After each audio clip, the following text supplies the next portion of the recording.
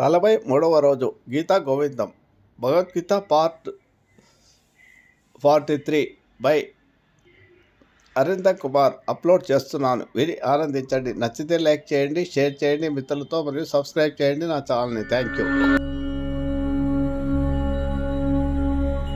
Lakkaraju Muralidhar Rao astro and remedies ఛానల్కు subscribe చేసుకోండి.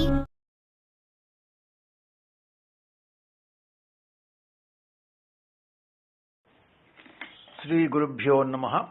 గీతామకరందంలో 43వ రోజు. వ్యాసాయ విష్ణురూపాయ వ్యాసరూపాయ విష్ణవే నమో వై బ్రహ్మనిదయే వాసిష్ఠాయ నమో నమః. ఓం శ్రీ గీతాదేవ్యై నమః. వసుదేవసుతం దేవం కంసచాణూరమర్దనం దేవకీ పరమానందం కృష్ణం వందే జగద్గురు. ఓం నమో భగవతే వాసుదేవాయ. అర్జునుడు ప్రశ్న వేస్తున్నాడు. ఇంతవరకు ఒక స్థితికి వచ్చాడు అర్జునుడు. ఇప్పుడు వివేక ప్రజ్ఞను పొందినటువంటి, సమాధి పొందినటువంటి, ఆత్మయందు ప్రజ్ఞ స్థిరపడినటువంటి స్థితప్రజ్ఞుని యొక్క లక్షణాలు ఎట్లా ఉంటాయి అని చెప్పేసి అర్జునుడు భగవంతుడిని, ఆ కృష్ణ పరమాత్మను ప్రశ్న వేస్తున్నాడట. స్థిత ప్రజ్ఞస్య కా భాష సమాధిస్తస్య కేశవ స్థితదీ కిం ప్రభాషేత కిమాసీత వ్రజేత కిం.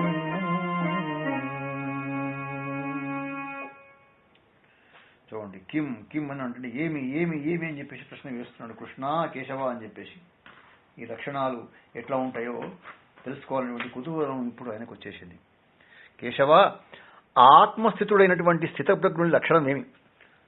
స్థితప్రజ్ఞుడు ఏమి మాట్లాడతాడు, ఎట్లా కూర్చుంటాడు, ఏ విధంగా ఆయన సంచరిస్తుంటాడు అనే విషయం చూడండి. అసమానమైనటువంటి అద్భుత దీప్తి, అర్థమైనటువంటి అపూర్వ కీర్తి ఇది. ధర్మం అనేది లక్షణం, దానికి రూపం లేదు. బుద్ధిలో అది కనబడుతుంది. రూపం లేనటువంటి ధర్మం రూపాన్ని ధరిస్తే ఎలా ఉంటుంది అంటే ఏం చెప్పగలం చెప్పండి? ఒకటి చెప్పవచ్చు మనం. ధర్మం ఎట్లా ఉంటుందంటే, ధర్మో విగ్రహవాన్ రామః, రామో విగ్రహవాన్ ధర్మః. కాబట్టి శ్రీరాముడిలా ఉంటుందని మనం చెప్పే అవకాశం మనకుంది. ప్రేమ అనేది కూడా లక్షణమే.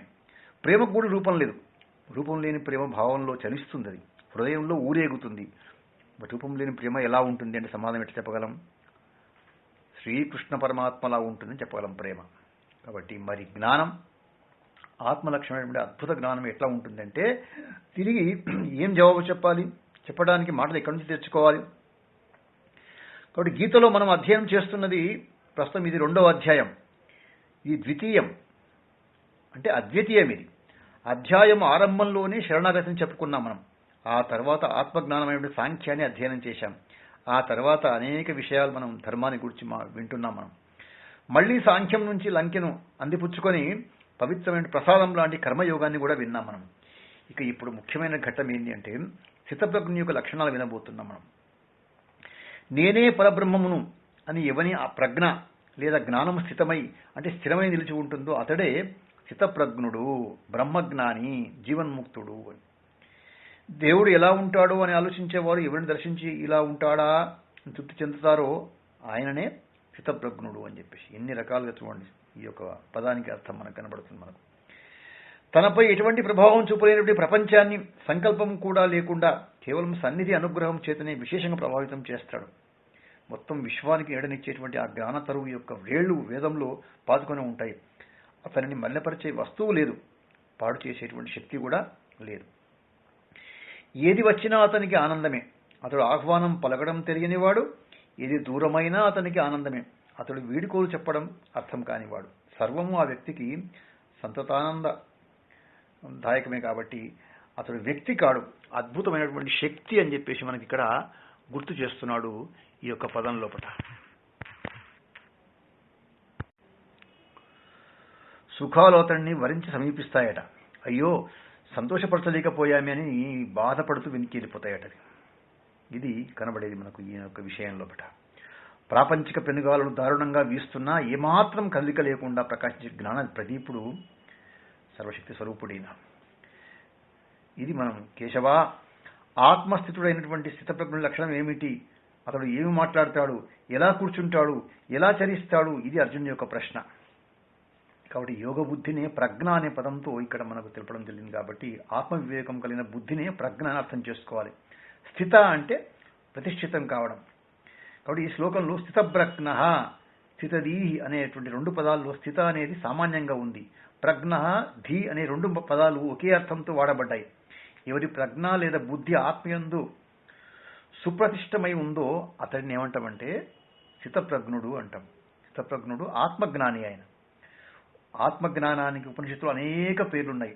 బ్రహ్మనిష్ఠుడు అని, బ్రహ్మజ్ఞాని అని, ఆప్తకాముడని, జీవన్ముక్తుడు అని, ఈ విధంగా అనేక పేర్లతో ఉపనిషత్తులు పిలిచాయి. కానీ ఇక్కడ మాత్రము గీతలోని ఆత్మజ్ఞానానికి స్థితప్రజ్ఞుడు అనేటువంటి పేరును మనం వింటున్నాం. ఇది పార్థుడు సృష్టించినటువంటి గొప్ప పదం. ఇది దీన్ని జాగ్రత్తగా మనం అర్థం చేసుకునేటువంటి ప్రయత్నం మనం చేస్తుంటే బాగుంటుంది మనకు. అర్జునుని యొక్క ఈ ప్రశ్న లోపల అసలు ఆంతర్యం ఏమై ఉంటుంది, స్థితప్రజ్ఞుల లక్షణం ఏమిటి, అతడు ఎలా మాట్లాడతాడు, ఎలా కూర్చుంటాడు, ఎలా చరిస్తాడు అని ప్రశ్నిస్తున్నాడు. నిజానికి ఇది విడ్డూరంగా లేదా ఈ ప్రశ్న? ఒకవైపు ప్రశ్నిస్తూనే మరోవైపు వింటూనే స్థితప్రజ్ఞుడు ఎలా మాట్లాడతాడు అని అడగడం ఏమిటి? అర్జునుడితో మాట్లాడుతున్నది ఎవరో అర్జునుడికి తెలియదా? ఠీవిగా కళ్ళెం చేత పట్టుకుని రథంలో ముందు కూర్చుని దివ్యంగా శోభిస్తున్నటువంటి ముకుందుని తన ఏడుపుతో లేపి నిలబెట్టి ఎలా కూర్చుంటాడు అని ఇప్పుడు అడుగుతాడేమిటి? ఎలా సంచరిస్తాడో? ఇన్ని సంవత్సరాలుగా కృష్ణునితో తిరిగాడు కదా, మరి అప్పుడు ప్రశ్నించలేదు ఏంటైనా? శ్రీకృష్ణుని కన్నా వేరుగా ఆత్మజ్ఞానిని, బ్రహ్మజ్ఞానిని చూడాలని కౌంతేయుడు ఏమైనా ఉరాట పడుతున్నాడా? కానే కాదు. అర్జునుడు మనలాంటి వాళ్ళందరి కొరకు, మన సాధారణ మానవాళికి ఆయన ప్రతినిధి. ఆయన వేసే ప్రశ్న అన్నీ మన ప్రశ్నలేవి. ఆయన పొందే సమాధానాలన్నీ మన కోసమే. శ్రీకృష్ణుడు ఎవరో ఏమిటో తెలియకపోతే ఈ శ్లోకంలో కేశవ అని ఎందుకు సంబోధిస్తాడు చెప్పండి? కేశవ అంటే కా, ఆ, ఈశ, ఈ 3 కలిస్తే వచ్చేది కేశ శబ్దం వస్తుంది. కా, ఆ, ఈశ. కా అంటే బ్రహ్మ, ఆ అంటే విష్ణువు, ఈశ అంటే ఈశ్వరుడు. కాబట్టి కేశ శబ్దంలో త్రిమూర్తులు ఒదిగిపోయారు కదా. ఈ 3 మూర్తులు ఎవరికి వశపడి ఉంటారో అతడే కేశవుడు, అంటే అతనే త్రిమూర్తులను శాసించేవాడు అని అర్థం. ఈ విధంగా కేశవ పదానికి స్పష్టత మనకి ఇక్కడ కనబడుతుంది అన్నమాట పూర్తిలో. ఇక 55వ శ్లోకంలో చెప్తున్నాడు, ఇప్పుడు భగవంతుడు సమాధానం చెప్తున్నాడు మెల్లిగా. ప్రజాహాతి యదా కామా సర్వాన్ పార్థ మనోగతాన్ ఆత్మన్యేవాత్మనా తుష్టః స్థితప్రజ్ఞస్తదోచ్యతే స్థితప్రజ్ఞః తదా ఉచ్యతే. పార్థ, మనస్సులోని సమస్తమైన కోరికలను విడిచిపెట్టి ఉంటాడయ్యా. తనలో తానే సంతోషిస్తూ ఉంటాడాయన. ఆయనను స్థితప్రజ్ఞుడు అని గుర్తు చేస్తున్నాడు. కాబట్టి మనస్సులోని సమస్త కోరికలను సంపూర్ణంగా విడిచిపెట్టిన వాడు తన ఆనందానికి తన మీదనే ఆధారపడి ఉండేవాడు స్థితప్రజ్ఞుడు అనే విషయం స్పష్టమైపోయింది ఇప్పుడు మనకు. స్థితప్రజ్ఞుడు సమస్తమైన కోరికలను విడిచిపెట్టేశాడు, కానీ తృప్తిగా ఉన్నాడు, ఆనందంగా ఉన్నాడు. దేనిని ఆశించకుండా, దేనిపై ఆధారపడకుండా తనలో తానే తృప్తి చెంది ఉన్నాడు. ఇది ఆయన యొక్క వైభవం. అది ఆయన స్థితప్రజ్ఞుడు కూడా జీవించి ఉన్నంత వరకు కర్మలను చేస్తూనే ఉంటాడు. ఆయన కూడా మామూలుగానే అందరిలాగానే స్నానము, భోజనము, నిద్ర, ఇవన్నీ విషయాలు, వెనుక ఏదైనా శబ్దం అనేది తిరిగి చూస్తాడు, ఇవన్నీ కర్మలే. మనస్సు లేకపోతే ఇవన్నీ ఎలా చేస్తాడు? మనస్సు ఉంది, కాకపోతే కోరికలు లేని మనస్సు ఉంది. ఈ జాగ్రత్తగా మనం పట్టుకోవాల్సిన విషయం ఇక్కడ. కోరికలు లేని మనస్సు అనేది ముఖ్యం. సిద్ధిని పొందగానే కోరికలు పోవలసిన అవసరం కూడా లేదు. ప్రజ్ఞ స్థిరంగా ఉన్నవాడు జ్ఞాని. జ్ఞాని దేహంతో జీవించే ఉన్నాడు. ప్రారబ్ధాన్ని మోస్తూ దేహం కొనసాగుతూనే ఉంది. దేహ అవసరాలు తీరుతున్నాయి. మనసు లేకుండా అవసరాలు ఎలా తీరుతాయి? ఆలోచనలు కదిలించకుండా అవసరాలను తీర్చుకునేది ఎలా? ఆలోచనలు కదిలేటప్పుడు కోరికలు తలెత్తవా? తప్పకుండా వస్తాయి కోరికలు. సాధకులకు కోరికలు మనస్సులో కదిలినట్లే సిద్ధపురుషులకు కూడా కోరికలు కదులుతాయి. కనుకనే మనస్సులో పుట్టిన సమస్త కోరికలను వాళ్ళు విడిచిపెడుతున్నాడని చెప్పడం జరిగింది. కోరికలే లేకపోతే విడిచిపెట్టేది ఏముంటుంది చెప్పండి? అది ఆ విషయాన్ని ఇక్కడ మనకు గుర్తు చేస్తున్నాడు దీంట్లో కూడా, ఈ భాగంలో మనకు భగవంతుడు అనమాట. కాబట్టి జ్ఞాని మనస్సులో కోరికలు పుడతాయి, అది మనోధర్మం. మనస్సులో కలిగిన కోరికలను జ్ఞాని విడిచిపెడుతున్నాడు. ఈ కోరికలు మనోగతాలు, అంటే మనస్సులో ప్రవేశించినవి అని అర్థం. ఈ విషయాన్ని అవధానంతో అర్థం చేసుకోవాలి, జాగ్రత్తగా చూసుకోవాలని గుర్తు చేస్తున్నాడు. స్థితప్రజ్ఞునికి కోరికలు కలగకపోవడం అనేది లేదు. మనస్సులోకి విషయాలు ప్రవేశించినట్లే కోరికలు కూడా వస్తాయి. అందుకే ఆచార్యుల వారు మనోగతాన్ అనే మాటకు మనసి ప్రవిష్టాన్, హృది ప్రవిష్టాన్ అని అర్థం చెప్పాడు ఇక్కడ. అంటే మనస్సులో ప్రవేశించిన కోరికలు హృదయంలో ప్రవేశించిన కోరికలు అని అర్థం. కోరికలైతే ప్రవేశించడం జరుగుతుంది, ప్రవేశించిన కోరికలను గుర్తించి వాటిని వెంపటినే వదిలిపెట్టడం కూడా జరుగుతుంది.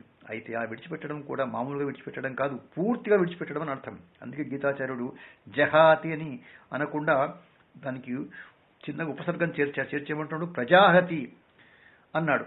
ప్రకర్షేణ జహాతి, పరిత్యజతి అంటే పూర్తిగా విడిచిపెట్టడం అని అర్థం. కాబట్టి జహాతి అంటే విడిచిపెట్టడం, మనం అవసరం లేనటువంటి దాన్ని ఈ క్షణంలో వదిలిపెట్టేయడం, వాటిని రేపు మళ్ళీ అనవసరాలుగా భావించి మనం కోరుతూ ఉంటాం. అంటే విడిచిపెట్టినవి మళ్ళీ తిరిగి వస్తూ ఉంటాయి అని అర్థం. ప్రజాహతి అంటే ఇక మళ్ళీ మనకు కనబడవని అర్థం. దీన్ని జాగ్రత్తగా గుర్తుపెట్టుకుంటారు. ఇప్పుడు దాని కొరకు ఒక చిన్న ఉదాహరణ మనకు గుర్తు చేసుకుందాం. మనం యమునా తీరం లోపల ఆచార్యుడైనటువంటి గురు గోవిందుడు కూర్చున్నాడట. ప్రవహించేటువంటి యమునా నది పరవళుతూ తిలకిస్తూ ఎగిసిపడే అలా సౌందర్యాన్ని చూస్తున్నాడట. కోటీశ్వరుడైనటువంటి రఘునాథుడు ఒక శిష్యుడు ఒకడు అక్కడికి వచ్చి గురువుకు నమస్కారం చేశాడంటున్నాడు, గురుదేవా, నేడు నా పుట్టినరోజు, మీ ఆశీస్సులను నేను కోరుకుంటున్నాను, నా సమర్పణను స్వీకరించి అనుగ్రహించండి అని 2 బంగారు కడియాలను ఆ గురుగోవిందునికి సమర్పణ చేశాడట. గురుగోవిందుడు వాటిని స్వీకరించి అందులో ఒక దానిని కుడి చేతి బొటన వేలుకు తగిలించుకొని సుదర్శన చక్రంలాగా తిప్పుతూ ఉన్నాడట. అది కాస్త పట్టుతప్పి ఆ ప్రవహించేటువంటి వేగంగా పోయేటువంటి యమునా జలంలో పడిపోయింది. అయ్యో, పడిపోయిందే, పర్వాలేదు గురుదేవా, నాకు ఈతలో కూడా గొప్ప ప్రావీణ్యం ఉంది. కాకపోతే మీ చేతి నుంచి జారిపోయిన ఆ స్వర్ణ కంకణం నదిలో ఏ వైపు పడిందో నేను చూడలేదు. మీరు చూసి ఉంటారు. తమరు చెబితే నేను నదిలోకి దూకి తిరిగి ఆ కంకణాన్ని తెచ్చిపెట్టగలను అన్నాడట. ఆ మాటలు విని శిష్యుడు రఘునాథుని ప్రియంగా చూశాడట. తన చేతిలో ఉన్న 2వ కడియాన్ని పట్టుకుని ఇదిగో అదిగో అక్కడ అని దాన్ని కూడా నీళ్ళలోకి వేసేశాడట గురుగోవిందుడు. అంతే. మనస్సులో కదిలేటువంటి సమస్తమైన కోరికలను త్యజించిన వాడు తన ఆనందానికి తానే కారణమయ్యి మహాత్ముడు స్థితప్రజ్ఞుడు, నిత్యతృప్తుడు, నిరాశ్రయుడు. కాబట్టి పరమార్థ దర్శనం అనేటువంటి అమృత రసం ప్రాప్తించడం చేత ఇది చాలు, అన్యంలైనవి ఏవి అవసరం లేదు అనేటువంటి స్థిరమైన సంకల్పం కలవాడు ఎవరైతే ఉన్నారో ఆయన ఏమంటామంటే స్థితప్రజ్ఞుడు అంటాం. కాబట్టి ఆయన కోరికలను విడిచిపెట్టేశాడు. అలాగని కోరికలను విడిచిపెట్టేసిన ప్రతి వ్యక్తి స్థితప్రజ్ఞుడు అవుతాడా? పూర్ణత్వం లేని వాడు కోరికలను కూడా పడేసుకుంటే దుఃఖభావుల కోవలో చేరుతాడేమో కానీ స్థితప్రజ్ఞుడు మాత్రం కాలేడు. నిరాశ వేరు, నిర్వేదం వేరు అని ఇప్పటికీ మనం తెలుసుకుని ఉన్నాం. స్థితప్రజ్ఞుడు తృప్తి చెంది ఉన్నాడు కాబట్టి దేనిని వాంఛించడు. అసంతృప్తితో అలాడే వ్యక్తి కోరికలు కూడా విడిచిపెడితే ఇక తృప్తి చెందే ప్రయత్నం కూడా చేయకుండా నిరాశవాదిగా, నిర్భాగ్యతగా నిలిచిపోతాడు. తృప్తిగా భోంచేసిన వాడు నేను తినలేనండి, నాకు వద్దండి అని చెప్పడం వేరు. ఎవరి మీదనో అలిగి లేదా మరెవరి మీద ద్వేషంతో నేను తినలేనండి, నాకు వద్దండి అని అంటే అలా అన్న వ్యక్తి తృప్తిగా ఉన్నాడని అర్థమా? కాబట్టి ఇక్కడ జాగ్రత్తగా ఈ విషయాన్ని గుర్తుపెట్టుకుంటున్నారన్నమాట. కాబట్టి అర్జునుడు అడిగినటువంటి ఈ విధంగా కిం ప్రభాషేత అనేటువంటి 2వ ప్రశ్నకు సమాధానం చెప్తున్నాడు భగవానుడు. దుఃఖేష్వనుద్విగ్నమనా సుఖేషు విగతస్త్వం వీతరాగ భయక్రోధః స్థితధీర్ముని ఉచ్యతే.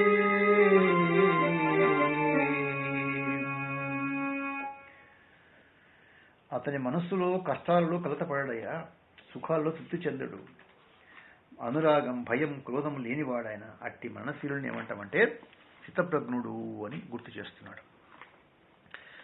స్థితప్రజ్ఞుడు ఎట్లా మాట్లాడతాడు? కిం ప్రభాషేత అనేటువంటి ఈ రెండో ప్రశ్నకు మనకు ఈ విధంగా సమాధానం చెప్తున్నాడు. స్థితప్రజ్ఞుడు ప్రపంచంలో ప్రాప్తించే సుఖదుఖాల విషయంలో ఎలా వ్యవహరిస్తాడనేది ఈ ప్రశ్నలో అంతరార్థం. దుఃఖాలలో దిగులు చెందనివాడు, సుఖాల యందు ఆసక్తి లేనివాడు, రాగము భయము క్రోధము లేనివాడు, స్థిరమైన బుద్ధి గల మననశీలుడు స్థితప్రజ్ఞుడు అని చెప్పేసి స్పష్టంగా చెప్తున్నాడు అచ్యుతుడు ఇక్కడ. ప్రపంచము ఒకటే, కానీ ప్రపంచం అందరినీ ఒకే విధంగా ప్రభావితం చేయడం లేదు. నిన్న ఇష్టమైన వస్తువు నేడు అయిష్టంగా ఉంది అంటే నిన్న సుఖాన్ని పంచిన వస్తువు నేడు సుఖాన్ని పంచే స్థితిలో లేదు అని అర్థం. అలాగే మొన్న అయిష్టంగా ఉన్నది నేడు ఇష్టంగా కనిపిస్తుంది, మళ్ళీ రేపు ఎలా ఉంటుందో తెలియదు. ఇష్టమైన వస్తువులో సుఖం కనిపిస్తుంది, అయిష్టమైన వస్తువు దుఃఖ కారణంగా తెలుస్తుంది అనే విషయం గుర్తుపెట్టుకోవాలి మనం. కాబట్టి సుఖ దుఃఖాలు అనేవి ప్రపంచానికి సంబంధించినవి లేవు కనుక సుఖ దుఃఖాలకు సంబంధించిన మన సమస్య ప్రపంచంతో ముడిపడి లేదు. మనం సుఖపడడం అనేది లేదా దుఃఖపడడం అనేది ప్రపంచం మీద ఆధారపడి ఉంటే మాత్రం మన సుఖ దుఃఖాలు నిర్ణయించే ప్రపంచమే అవుతుంది. అప్పుడు ప్రపంచం అనేది పరిణామశీలం, అది నిరంతరం మార్పు చెందుతూ ఉంటుంది. అందుకే ప్రపంచం మనిషికి సమస్య కాదు. సమస్య అనేది ఏదైనా ఉంటే అది మనిషి మీదనే అది కేంద్రీకృతమై ఉన్నది. అలా చూచినప్పుడు సుఖ దుఃఖాల సమస్య మనిషికి లేనే లేదు, మనిషికి మనిషే సమస్య. ఈ విషయాన్ని జాగ్రత్తగా మనం ఇక్కడ గుర్తుపెట్టుకోవాలి. సుఖాలు ఎవరిని ఉత్సాహపరచలేవు, దుఃఖాలు వారిని కలతపెట్టలేవు. సుఖ దుఃఖాలు రెండూ కూడా మనోవికారాలే. జ్ఞాని ఆత్మస్థితమైనటువంటి ప్రజ్ఞ కలవాడు కాబట్టి సుఖ దుఃఖాలలో చలనం లేకుండా ఉంటాడు. మనకు ఎన్నైనా ఉండొచ్చు, అవన్నీ మన మనసులో ఉండనవసరం లేదు. మన చుట్టూ ఎందరైనా ఉండొచ్చు, వాళ్ళందరూ మన బుద్ధిలో ఉండనవసరం అవసరం లేదు. ఏ వస్తువులు లేదా వ్యక్తులు మనకు దగ్గరగా ఉంటే మనకు సుఖంగా ఉంటుందో వారిపై మనకు రాగం ఉందని అర్థం. ఏ వస్తువులు లేదా వ్యక్తులు దూరంగా పోతే మనం కలతపడతామో అవన్నీ రాగ సంబంధాలు, అనురాగ సంబంధాలు. ఇలాంటి రాగం స్థితప్రజ్ఞుడికి ఉండనే ఉండదు. రాగం అంటే ఏమి, దానివల్ల ఏమిటి నష్టం? ఉంచుకోవచ్చు. రాగం మనసులో ఉంచుకోవడం తప్పు కాదు. రాగం ఉన్న వాటిని మనసులో నింపుకుంటే రేపు అవి దూరమైనప్పుడు కష్టం. దూరమైన వాటిని మనస్సు నుంచి దూరం చేసుకోగలమా? భౌతికంగా దూరమై భావంలో దూరం కానీ బుద్ధికి భారమవుతాయి, బ్రతుకులో బరువును పెంచుతాయి. ఉన్నవి బాధించవు, మనసులో ఉన్నవే బాధిస్తాయి. బాధించే వాటిని మనసులో పెట్టుకుని సుఖంగా బ్రతకలేం. బాధించకుండా ఉండేదే మనసులో ఉండాలి, అప్పుడే సుఖశాంతులతో జీవించగలం. ఉండి బాధించేవి అనిత్యాలు, పోయి బాధించేవి కూడా అనిత్యాలే. ఈ విషయంలో స్థితప్రజ్ఞునికి స్థిరమైన బుద్ధి ఉంది కాబట్టి ఆయన సదా రాగం నుంచి విడిపడి ఉంటాడనే విషయం గుర్తు చేస్తున్నాడు. కాబట్టి ఆత్మజ్ఞానంలో అది రెండో అర్థం లేకుండా ఉండడం కొరకు ఉన్నది ఒక్కటే అయినప్పుడు నాశం ఎవరికి? ఎవరి వలన నాశం? స్థితప్రజ్ఞుడు భయం నుంచి విడిపడి అభయరూపుడై శోభిస్తున్నాడు. అద్వయుడు కనుకనే అభయరూపుడు అనే జ్ఞాని యొక్క అద్వయనానుభూతిని ఉపనిషత్తు ఆధారంగా వర్ణించబడింది. కాబట్టి ఈ సమస్తము ఆత్మయే, ఇంకా దేనిని ఆశిస్తాను, దేనిని వదిలిపెడతాను? ఇది జ్ఞాని యొక్క ఈ యొక్క అనుభూతి అన్నమాట. దీన్ని గుర్తు చేస్తున్నాడు. దుఃఖాలలో కలత చెందని వాడు స్థితప్రజ్ఞుడు, సాధకుడు అని లక్షణానికి ప్రయత్నించాలి. దుఃఖము ఒక్కటే, కానీ ఇక్కడ దుఃఖేషు అని బహువచనం ఎందుకు వాడాడంటే దుఃఖం ఒకటే అయినా దుఃఖ కారణాలు మూడు విధంగా ఉన్నాయట. ఆ మూడు విధంగా ఏమంటే ఇక్కడ సుఖానికి కూడా ఇదే వర్తిస్తుంది. ఆ మూడు విధాలు, సుఖ దుఃఖాలు మూడు విధాలుగా ఎట్లుంటాయంటే ఒకటేమో ఆధ్యాత్మికము, రెండు ఆది భౌతికము, మూడు ఆది దైవికము అని మూడు రకాలు.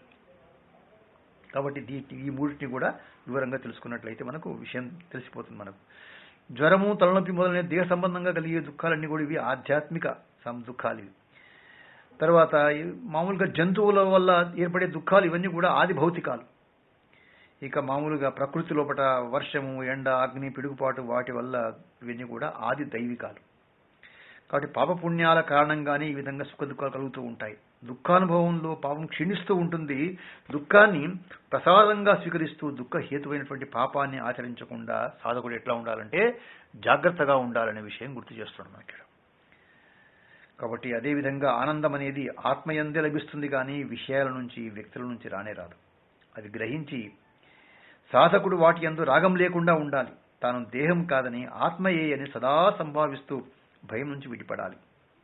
క్రోధం అనేది అది మనోగతం. అది రాగం ఫలించినప్పుడు క్రోధం పడవిప్పుతుంది. క్రోధం వల్ల ఎంతో శక్తి వ్యర్థమైపోతుందని తెలిసి ఆ శక్తిని సాధకుడు జపధ్యానాలకు వినియోగించుకోవాలి అని గుర్తు చేస్తున్నాడు. ఈ విధంగా అర్జునుడు అడిగినటువంటి ఆ రెండవ ప్రశ్నలో కిం ప్రభాషేత సమాధానాన్ని కూడా వచ్చేటువంటి శ్లోకంలో కూడా మనకు గుర్తు చేస్తున్నాడు. గీతార్థం ధ్యాయతే నిత్యం కృత్వా కర్మాణి భూరిశః జీవన్ముక్త సవిజ్ఞేయో దేహాంతే పరమం పదం. సర్వం శ్రీకృష్ణార్పణమస్తు.